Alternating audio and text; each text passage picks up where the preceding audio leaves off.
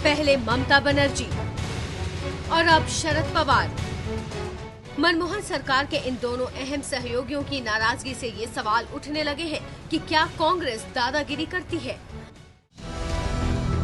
ममता बनर्जी की नाराजगी किसी से छिपी नहीं है। लोकपाल के मुद्दे पर सुझाव का सवाल हो या फिर राष्ट्रपति से लेकर उपराष्ट्रपति पद की उम्मीदवारी का, कांग्रेस ममता के सुझावों को खारिज कर चुकी है। ये अलग बात है कि भाव नहीं मिलने के बाद भी ममता ने प्रणब की उम्मीदवारी का समर्थन किया।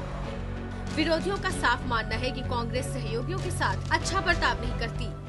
मैं समझता हूं कि सरकार के पास बहुमत के आंकड़े दिखते जरूर हैं, लेकिन उनके सहयोगी उनसे खुश नहीं हैं, क्योंकि अपने सहयोगी को अपमानित करना ये यूपीए की पुरानी आदत है।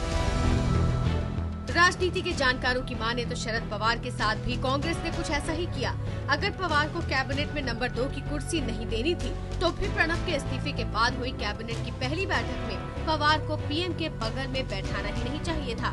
लेकिन कांग्रेस ने पहले तो पवार के सामने थाली परोसी और फिर मौका देखते ही खींच भी लिया। पार्लियामेंट्री डेमोक्रेसी में prime minister first among the equals होते हैं। सारे कैबिनेट के सदस्य बराबर होते हैं। उसमें नंबर 1, नंबर 2, नंबर 3 कभी होता ही नहीं है। प्रधानमंत्री से लेकर सोनिया गांधी तक शरद पवार को अहम सहयोगी मानते हैं। फिर ये सवाल उठता है कि कांग्रेस अपने सहयोगियों के साथ इस तरह से क्यों पेश आती है।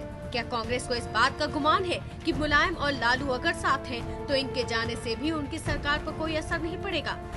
लेकिन कांग्रेस को ये नहीं भूलना चाहिए कि गठबंधन की राजनीति में कब कौन किसके साथ खड़ा दिख जाए कहा नहीं जा सकता।